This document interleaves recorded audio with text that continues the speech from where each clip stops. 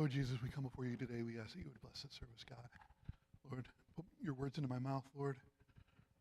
Help me to speak your word to our people, God. Help them to receive it. Help me to receive it. Teach me, cleanse me, transform me, God. Transform us all. In Jesus' name. Amen. So,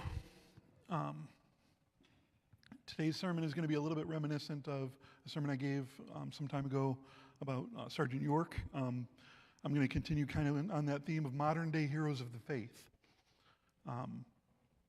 And so Donnie asked me at the start of service what I would title this service, and I think I told him devotion is the sign of surrender. So this is also in keeping with Pastor Mike's theme on surrender. So I want to talk to you about a hero of the faith. His name is Jean Perestot de La Valette. He was born February 4th, 1495, into a noble family, the La Valette family, which was they were French aristocracy at the time.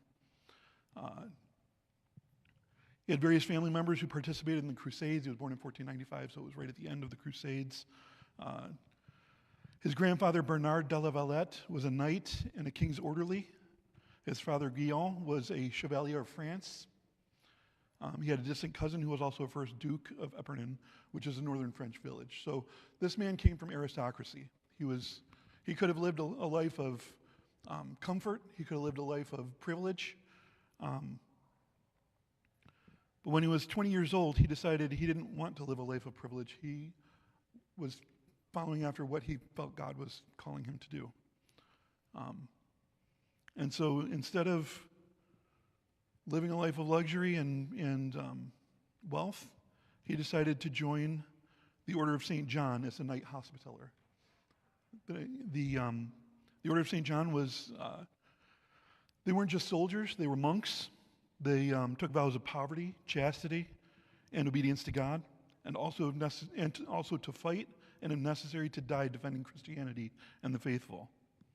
They're the final remnants of the true crusaders. During this time, Suleiman I, also known as Suleiman the Great, rose to power in the Ottoman Empire. The Ottoman Empire was a Muslim empire. They were a theocracy, but the Sultan was the head of the entire region. So basically, if you can picture, he ruled pretty much everything in the Mediterranean, and pretty much anything that touched the Mediterranean Sea was ruled by Suleiman, with the exchange of a few areas. One of those areas was a country called Rhodes. Rhodes was the Order of St. John had a Christian fortress there, and they would use it to spring raids on Muslim merchant ships. And so as the Ottoman Empire grew, one of the things that they would do is they would get to a village and they would tell the villagers, basically you have two choices. You can either convert to Islam and start paying a tribute and a tax to us, or we're going to take you as slaves. Most of the men will be killed. Most of the women will be taken as slaves, and most of the young boys will be taken into military service. They'll be forced conscripts.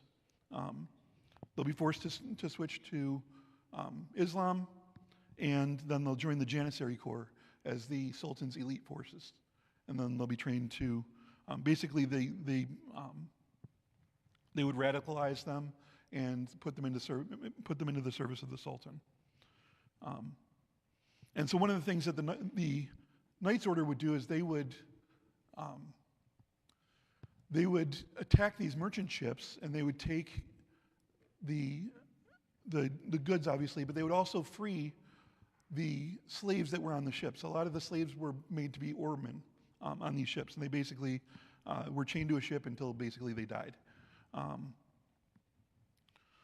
So in the summer of 1522, Suleiman came for Rhodes. 100,000 soldiers, 400 ships, against 7,000 knights and defenders. See, for Suleiman, having Rhodes there was pretty intolerable. It was right on his front door, and they were launching raids out of roads in order to disrupt movements and disrupt the Ottoman Empire. And so Suleiman decided he was going to collect a large force and go take the city. And that's basically what he did. Every breach in the walls became a killing ground. Every assault was met with such ferocity that the Ottomans bled themselves while trying to break in. But numbers don't lie. 100,000 soldiers versus 7,000 soldiers. Eventually they're going to take it, and that's what they did. As the battle was nearing its end, about half of the knights had already died, and the Grand Master of the Order of St. John met with Suleiman for a truce, and Suleiman did something magnanimous. He gave them terms. He let them leave with their weapons. He let them leave with their holy relics. He packed them on their way and just said, go. He took the territory of Rhodes, but he thought that the Knights' Order was fading into oblivion, that it would just fade out and eventually die, and he was wrong. And we'll kind of get into that story. So Jean Perceau de la Valette was at the Battle of Rhodes. He was 27 years old at the time, and he saw what Suleiman did. He saw them break the walls. He saw his fellow knights die in battle. Half of his friends, half of the knights that were there, perished in that battle, and he was one of the survivors that escaped, and he swore that it would never happen again. He would never see that ever happen again. 8 years later, in the year 1530, Charles V, the Holy Roman Emperor, granted the knights a new home on an island of Malta in exchange for one symbolic rent, a falcon every year. The knights accepted because what other choice did they have?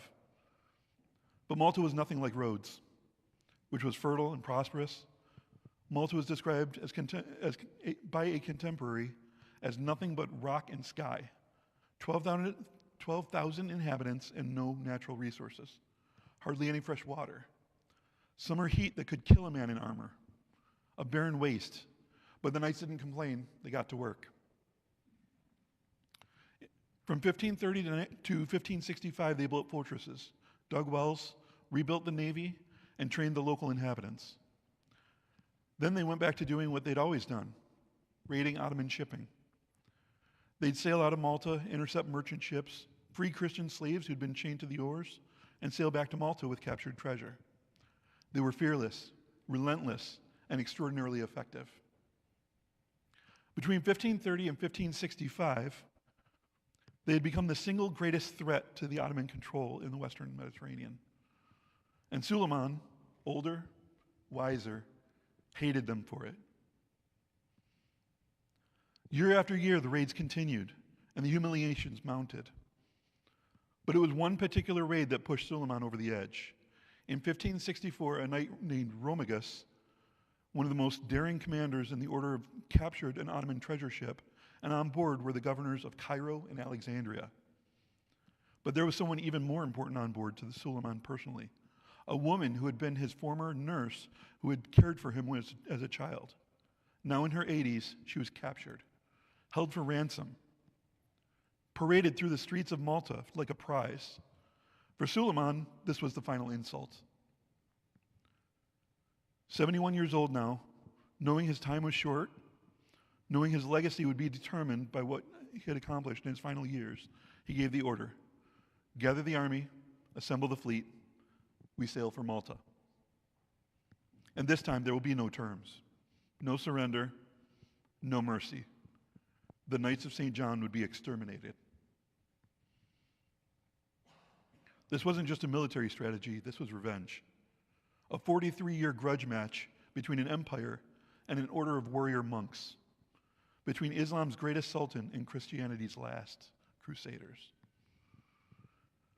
between two 71-year-old men who had been enemies since they were young. Suleiman and the knight's new grandmaster, a knight who had fought at Rhodes named Jean Parasol de la Valette, both remembered that siege. Both knew this would be the last time they faced each other.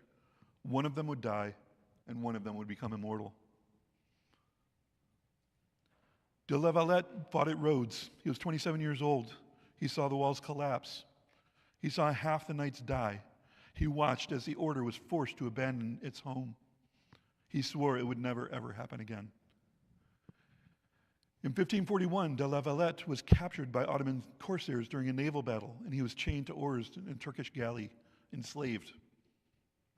For 1 year, de la Valette, a nobleman, a knight, a warrior of Christ, rode in the belly of a Muslim warship, starved, whipped, beaten, surrounded by the screams of dying men.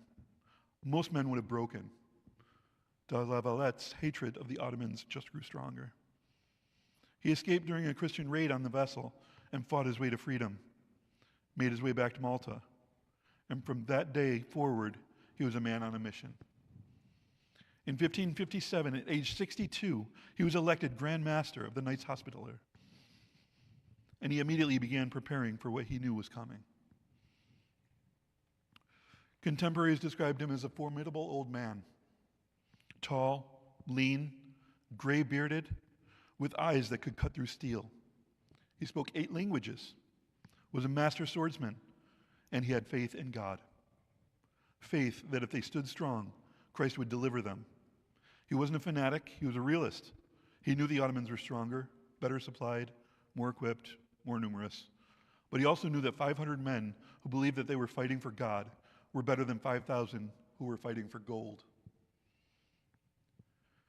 From 1557 to 1564, de la Valette spent his time reinforcing the island and preparing for the siege. He reinforced Fort St. Angelo at the tip of the Birgu Peninsula with reinforced 40-foot walls with overlapping fields of fire, bastions designed to withstand the heaviest artillery. He built Fort St. Elmo, a newly designed star-shaped fortress at the entrance of the Grand Harbor, small but designed to control access to the port. He built Fort St. Michael to defend the city of Sanglia. He didn't just build forts, he built a spy network. In 1563, 2 full years before Solomon set sail for Malta, de la Valette knew he was coming. So de la Valette prepared. He gave orders in the spring of 1565, harvest all the crops, burn down the villages, don't leave anything behind, stop up the wells and put dead animal carcasses in them, poison them and make them undrinkable. Everyone make for the fortresses. Demolish everything and leave no space for Ottoman sharpshooters. Leave the Ottomans nothing. No food, no shelter, no cover from the fortress cannons. The inhabitants started to protest. If we burn down our houses, we'll have nothing left. This is our livelihood.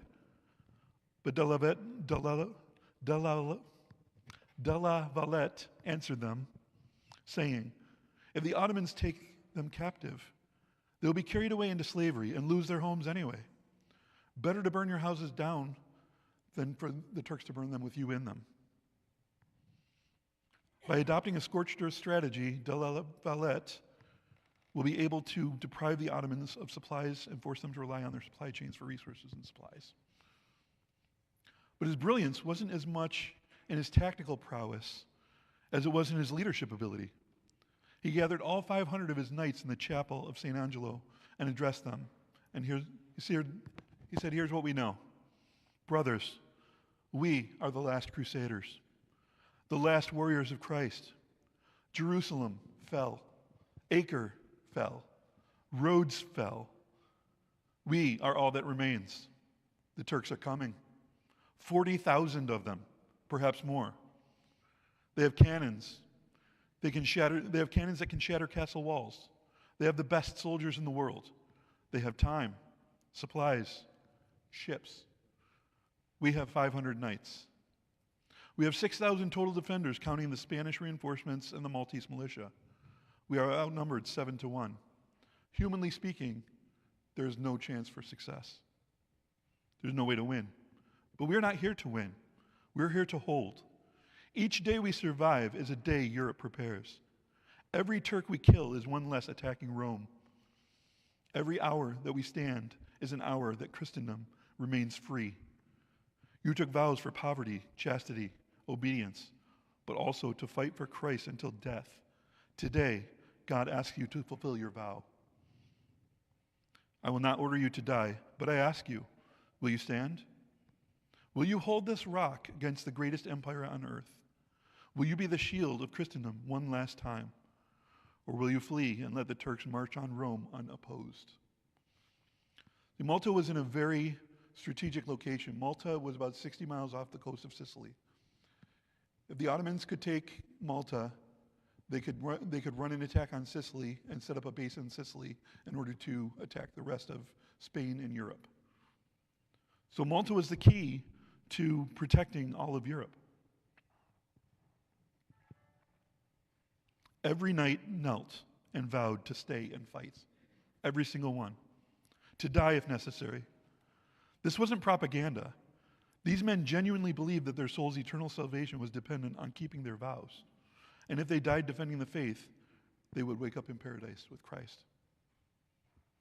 These men were not afraid of death. They were afraid of failing God. And that made them the most dangerous warriors on earth.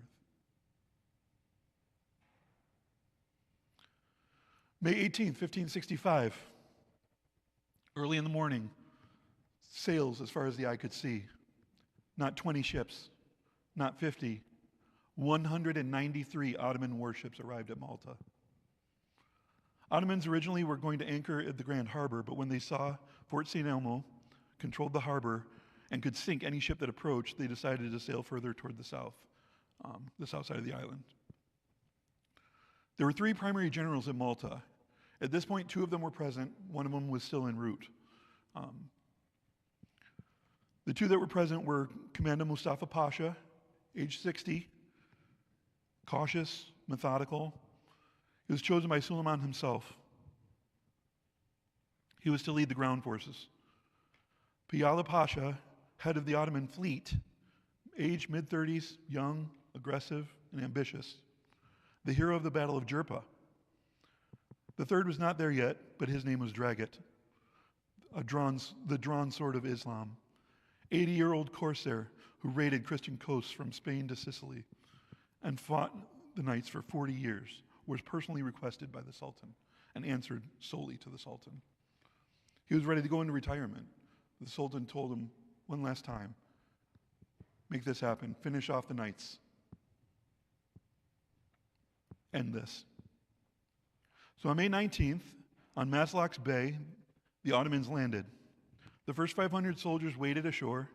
De la Valette sent 100 arquebuses, soldiers with early firearms, to meet them. They took out probably 50 Ottomans and lost probably 20 of their own. It was symbolic resistance. They weren't there to win. They weren't there to stop 40,000 troops from landing. That would be impossible. They were there to say, we're here. We're not afraid of you.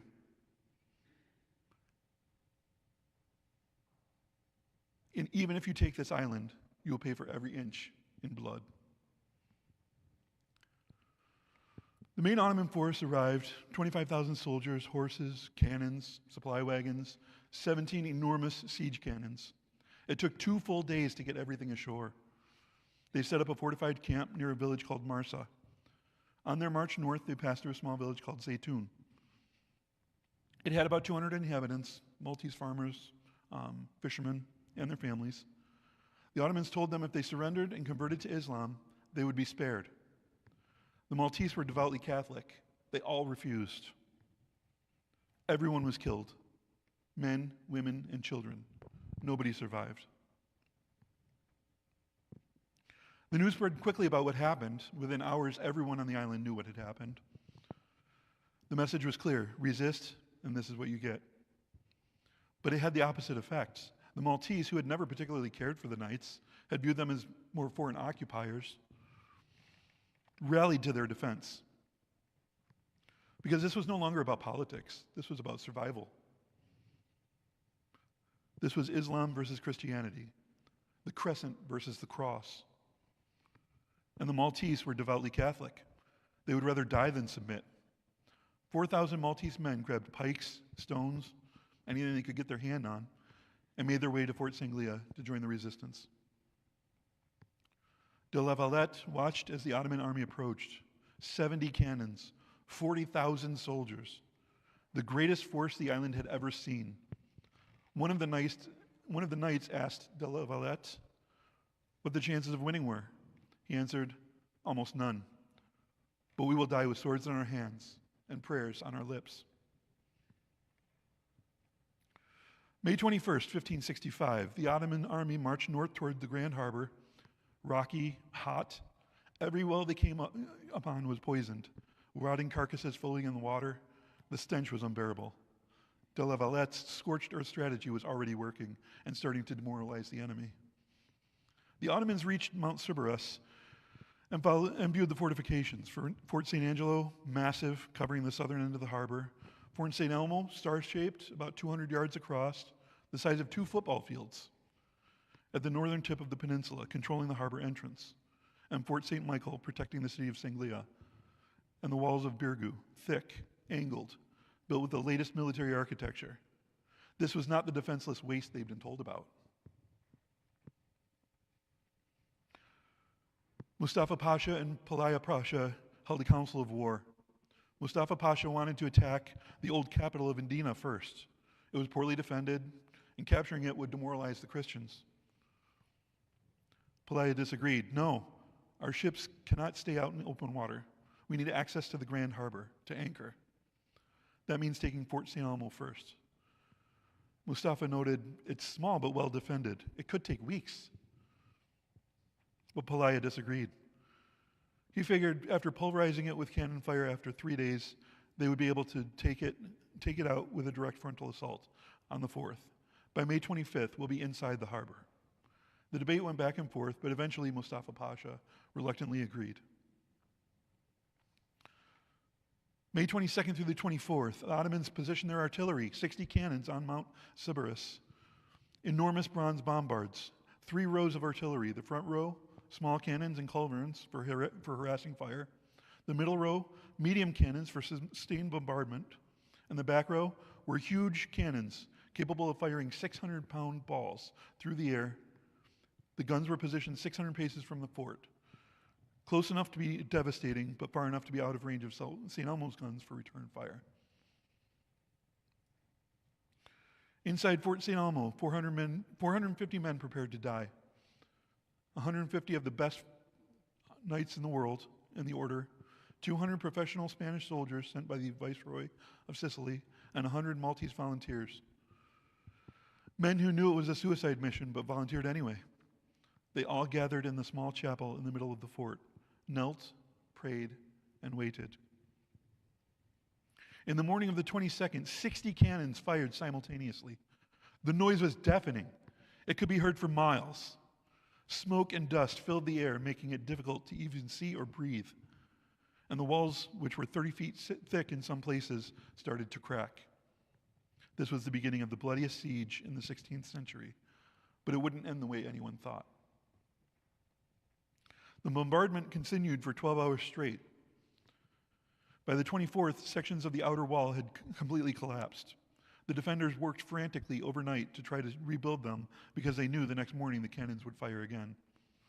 So all day the defenders tried to find shelter from the cannon fire, and at night they would come out and try to rebuild the walls again. So this became a pattern, maybe an hour or two of sleep, a drink of water here or there, and get to work rebuilding. Jean de la Valette watched from the walls of Sanglea the constant cannon fire and the walls crumbling. One of his officers urged him to send the order to abandon the fort or the defenders would be killed. De la Valette responded that they would die. And in doing so, they would save Malta. Every hour buys us time. They know what they are doing and would honor their vow and hold off the Ottomans as long as possible. It's the greatest honor one can have. Mustafa Pasha and Pelaya Pasha did not understand that these men would not surrender because they were not fighting for gold. They were fighting for God.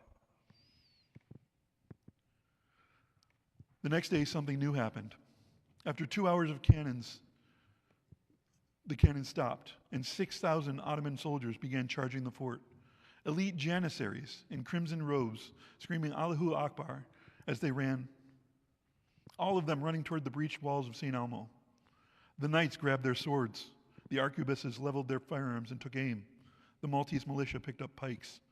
The commander of St. Elmo, a Spanish knight, drew his sword and raised it and shouted to his men, "Brothers, today we prove that the soldiers of Christ do not fear death. For Christ and St. John."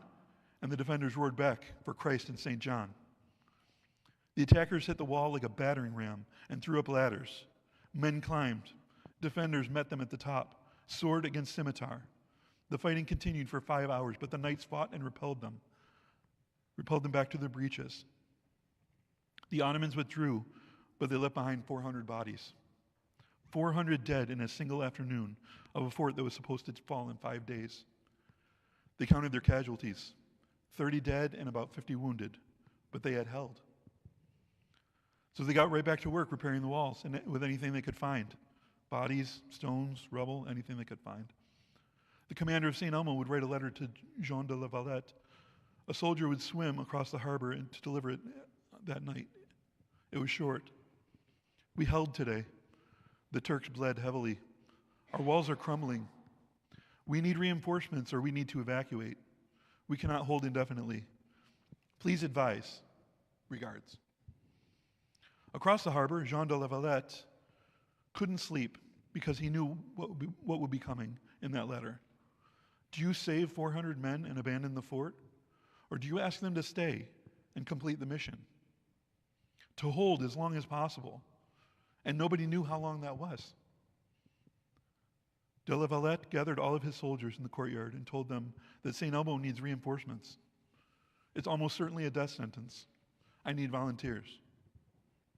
All 600 men volunteered to go and join their brothers who were across the harbor, fighting and dying. De la Valette chose 200 men and sent them to reinforce the fort.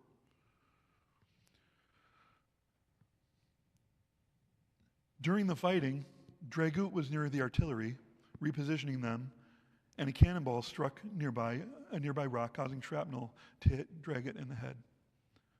He died several days later. We'll get back into that in a second.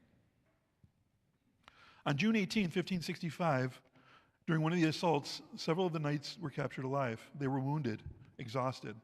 Mustafa Pasha wanted to make an example, so he had the knights beheaded publicly, and he had their bodies mutilated and affixed to wooden crosses and sent out across the harbor. The message was clear. This is what awaits you.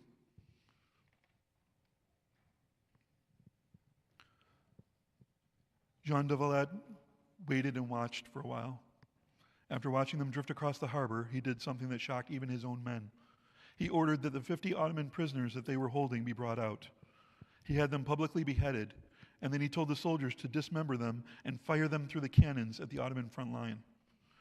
The message was clear on both sides. No quarter will be given. This is all-out war. The Ottomans expected Fort St. Elmo to fall in 5 days. On day 5, 400 Ottomans died. The fort was still standing. Day 10, 2,000 Ottomans had died, and the fort was still standing. Day 15, 4,000 Ottomans had died, and the fort was still standing. Day 20, 6,000 Ottomans had died, and the fort was still standing. Day 31, 8,000 Ottomans dead, and the fort finally fell after every inhabitant had been killed. The fort the Ottomans thought would fall in 5 days stood for 31 days, and 650 total defenders would take out 8,000 Ottomans, including the feared commander Dragut. Over 31 days, the fort had been hit with over 60,000 cannonballs. The fort was only 200 yards across. That's 300 cannonballs per yard.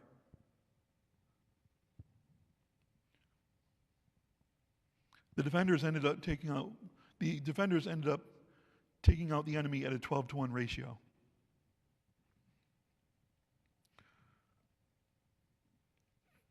Dragut, who was in and out of consciousness, in and out of delirium, asked about St. Elmo. "Taken, sir," Dragut was heard saying to one of his officers, If the child cost this much, how much the mother? And then he died. So Almo had fallen, but Dragut, the greatest Ottoman admiral of all time, was dead.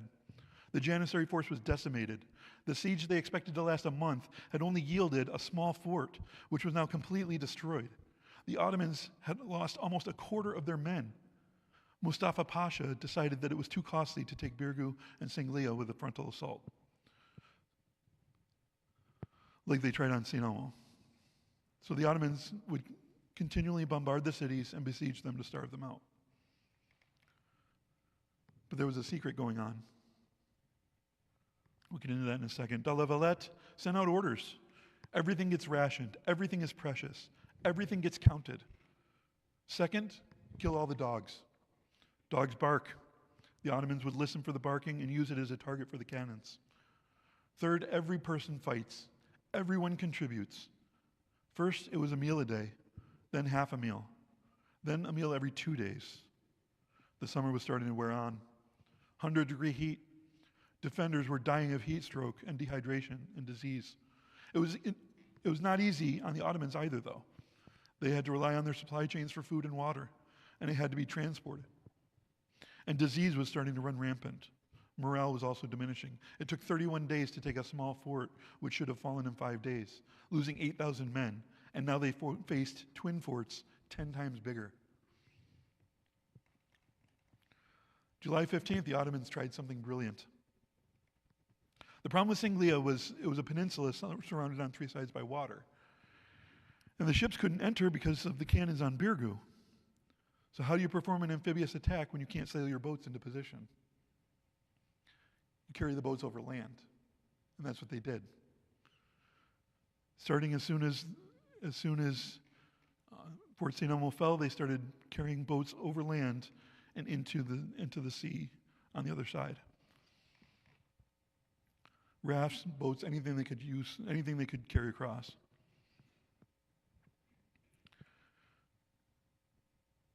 So from June 25th to July 14th from the south, the idea is to assault the fort over land in the front, and while that's happening, to do an amphibious assault from the rear, a perfect pincer attack. De La Valette knew this was a possibility, so he set booby traps. First, a palisade of wood chained together just below the surface of the water. Second, a battery of cannons hidden low by the waterline to take out any ships that tried to get around the tip of the peninsula. And third, a bridge to help send reinforcements depending on which castle got attacked. So on the morning of July 15th, the cannons started bombarding Singlia. 100 ships with 6,000 men rowed quickly toward the city when they hit the wooden palisades. The chain prevented them from pushing through. 10 paces from shore, and they were stuck. And there were nearly 100 boats coming in behind them. So, if you're on boats, you have 2 choices. Turn around and go back, or jump in the water and wade to shore. The Ottomans decided to jump. They found themselves in full armor in neck-deep water, slowly lumbering toward the shore. That's when Fort St. Michael opens up with grape shot from the walls. Hundreds of balls packed together into a cannon. It instantly cuts down anyone in the water. The boats carrying the remaining Janissaries attempt to circumvent the tip of the peninsula when the hidden battery of cannons opens fire right at the waterline, point-blank range. Instantly, all 10 boats start to sink and or capsize. All remaining Janissaries, about 1,000 men, die. Most drown. The water attack was losing badly. The land assault, though, by the Ottomans was winning. Corsairs climbing the walls and hand-to-hand fighting when all of a sudden, bad luck. A powder magazine inside the bastion exploded. Corsairs poured into the breach. The defenders pushed them back and back through the breach, and the reinforcements came from the side and slammed into the side of the Ottoman army. Pushed them back out of the breach and out of the fort. Casualties. Ottoman side, 4,000 dead. Most died in the water, including the last of the elite Janissary Corps. July 18th to August 20th, the Ottomans decided not to do any more frontal assaults. It's too costly. They decided to starve them out. Mid-July 1st, a A cup of water per person per day in 100-degree heat. By August, half a cup. Disease ran rampant. People were eating leather, rats, anything they could find. The living barely had enough strength to bury the dead. August 7th, 1565, the Ottomans attempted a major assault. 8,000 soldiers attacked the bastion of St. Michael. Another 4,000 attacked St. Angelo. They started raising Ottoman flags. An officer notified de la Valette, corsairs inside the city, "They're raising Ottoman flags, sir." Without any hesitation, this 71-year-old man donned his helmet, grabbed his sword, and ran towards the battle with his last 60 men, the last of the reinforcements for the city. And he ran straight into the melee. "I am here, my children, I am here!" The knights saw their 71-year-old Grand Master with a sword in one hand and a dagger in the other, in full armor in the middle of the August heat, charge into hand-to-hand battle with the enemy. "The Grand Master is here!" The defenders all shouted and started surging forward with renewed energy and impossible strength from exhausted bodies. They pushed the Ottomans back. An arquebus ball hit de la Valette in the thigh, and blood soaked through his armor. His men tried to pull him back, but he refused. "Not until the breach is secure." Then a miracle happened. Maltese sappers had tunneled under the Ottomans and detonated a mine. Boom! The explosion killed dozens of Turkish soldiers all at once and broke the attack dead in its tracks. The bastion de Castile held. Casualties: Ottomans, 2,000 dead. Christians, 300 dead. Panic was setting in for the Ottoman camp. They had started with 40,000. By August 7th, they had lost 18,000, and another 7,000 were injured or sick. Only 15,000 combat-ready soldiers remained. Disease was rampant, heat unbearable. A siege that was only supposed to last 1 month was going on 3 months. Morale was shattered, and Suleiman was starting to send angry letters. "Why hasn't Malta fallen? When will you take the island? Explain yourself." Mustafa Pasha was facing a terrible choice. September was coming. Storm season. If they didn't leave soon, they'd be stuck, unable to return to Constantinople. But if they retreated without victory, Suleiman would have them executed. He made his decision. One more assault, all or nothing. On August 23rd, he would throw everything he had at them. On August 23rd, Mustafa mustered 25,000 men to assault both cities at the same time on all sides at once. For the Christians, about 100 of 500 knights remained. About 200 of 1,200 Spanish soldiers remained. Maltese militia, maybe about 100 still able to fight, plus 300 wounded that could barely move. That was it. About 400 able-bodied soldiers versus 25,000.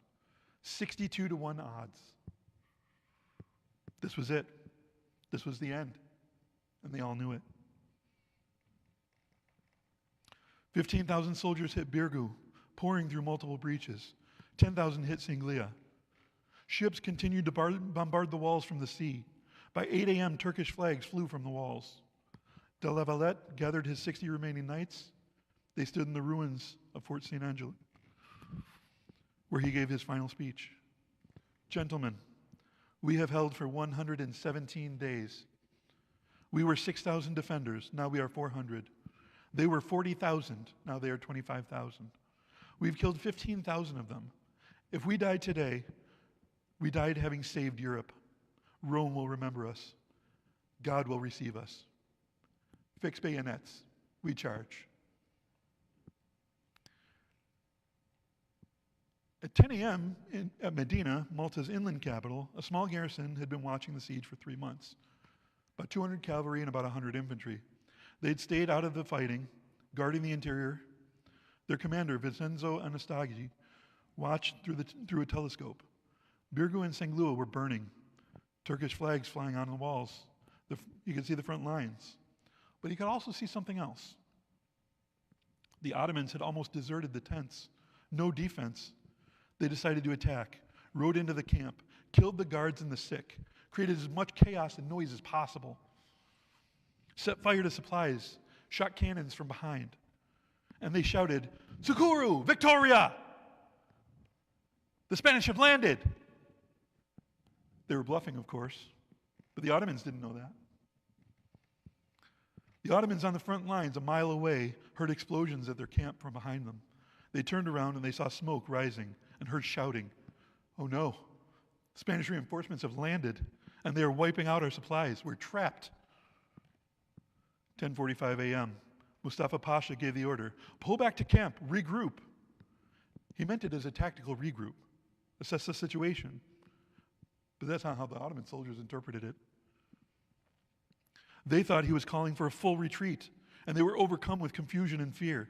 And they all started to turn and run for their lives, and the withdrawal became a rout.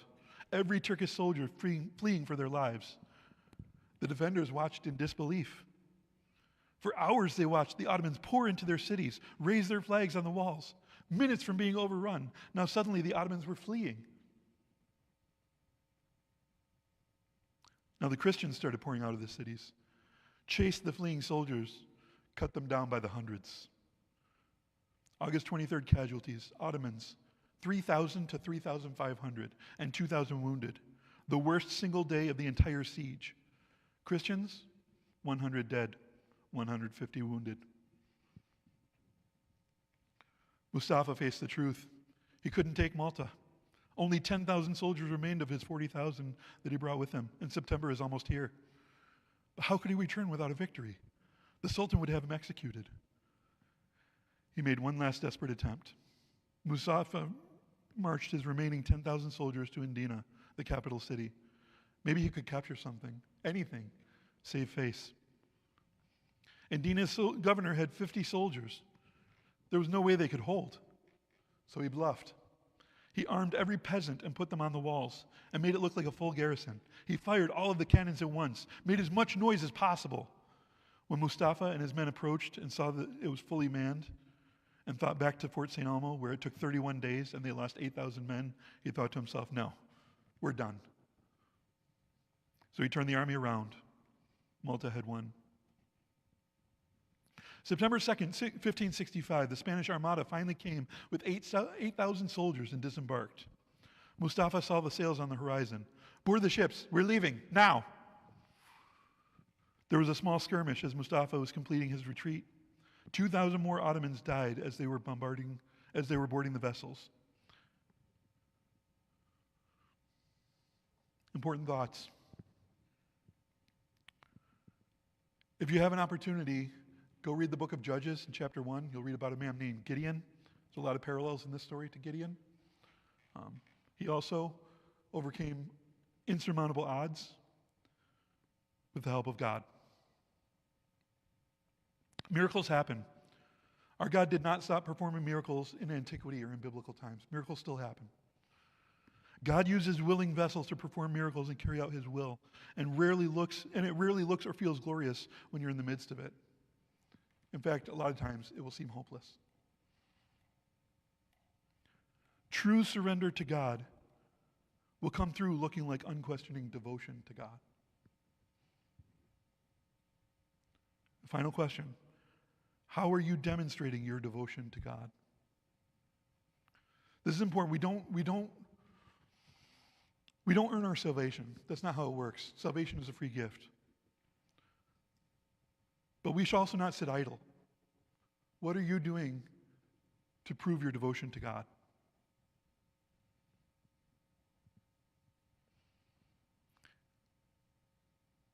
I leave you with that final question. I ask that you would just ponder it for a while, think it over, and then ask God, what would you like me to do in order to prove my devotion to you?